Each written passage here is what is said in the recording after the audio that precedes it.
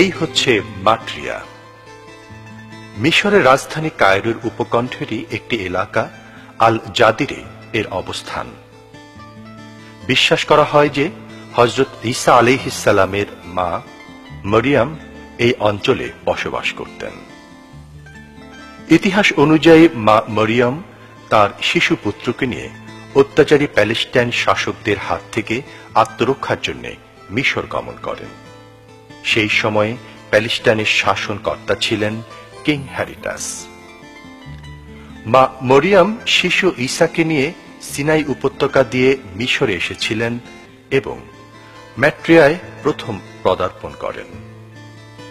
পরে সেখান থেকে মিশরের আরো ভিতরে এবং পরে একই পথ দিয়ে আবার ফিলিস্তিনে ফিরে যান। এই সেই ছায়াতরু যাকে এখন সাজারাতু মারিয়াম বা মরিয়াম বৃক্ষ বা ভার্জিন ট্রি বলে ডাকা হয়।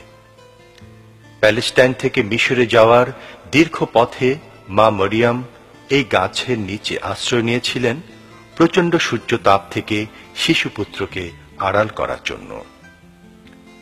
স্থানীয় বাসিন্দারাও এটিকে মরিয়াম বৃক্ষ বলে আখ্যায়িত করে থাকে। এই গাছটি বর্তমানে মিশর সরকারের ঐতিহাসিক নিদর্শন সংগ্রহ সংস্থার নিয়ন্ত্রণাধীন। এই স্থানে প্রবেশ মূল্য নির্ধারণ করা হয়েছে 2 মিশরীয় পাউন্ড।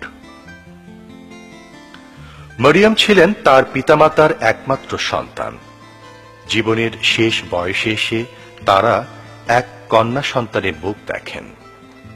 গর্ভাবস্থায় মা প্রার্থনা করেছিলেন যে এবার যদি তারা একটি সন্তান লাভ করেন তাহলে তাকে আল্লাহর রাস্তায় জীবন অতিবাহিত করার জন্য উৎসর্গ করবেন।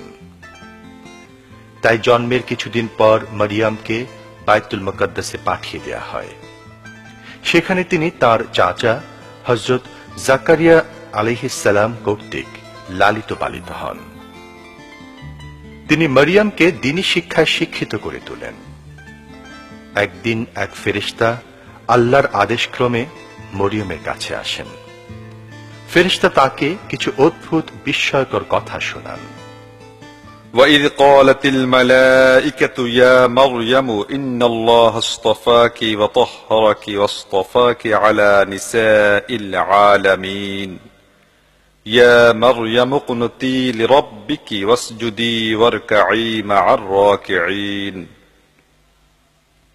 হে মরিয়ম, আল্লাহ আপনাকে পছন্দ করেছেন এবং আপনাকে পবিত্র করেছেন। তিনি আপনাকে পৃথিবীর সব নারী জাতি থেকে বাছাই করেছেন। অতএব হে মরিয়ম, আপনি আপনার প্রভুর নিকট প্রার্থনা করুন নিবিষ্ট চিত্তে, তাঁকেই সিজদা করুন এবং বিশ্বাসীদের অন্তর্ভুক্ত থাকুন।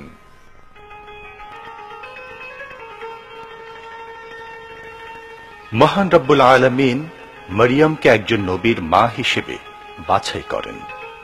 কোন পুরুষের সঙ্গ ছাড়াই আল্লাহর অশেষ কুদরতে তিনি গর্ভবতী হন এবং এক পুত্র সন্তান লাভ করেন। নাম রাখেন ঈসা। এই চৌবাচ্চাটি মা মরিয়ম নিজে স্থাপন করেছিলেন শিশু ঈসা আলাইহিস সালামকে গোসল করাবার জন্য।